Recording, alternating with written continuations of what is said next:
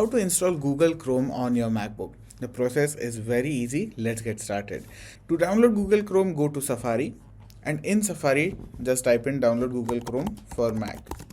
After you've typed it in, hit enter, and then you want to go to Google Help. So this is the first link that comes up. You might think there is a proper page to download Google Chrome, but it is actually just Google Chrome Help. So the first thing you see, how to install Chrome. You want to go to Mac over here, click on that. And then you can see on your computer, download the installation file with the hyperlink text. Click on it, and then it is going to let you download Google Chrome right over here. After that, it's going to ask you for permission for this website to download Google Chrome. We are going to allow it. After we allow it, let's go to downloads. You can click on here, or you can also go to Finder, and in Finder go to downloads over here.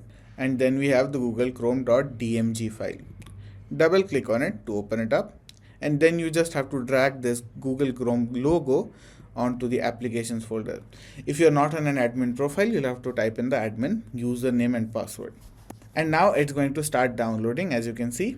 Let's give it a few seconds. Now it's going to copy Google Chrome to applications, and the installation is complete. That is about it, and that is how easy it is.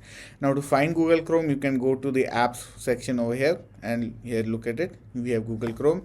If you don't want to do that, just hit Command plus space. You will go to Spotlight Search and type in Chrome over here. And there we have it. Google Chrome is now installed on your MacBook.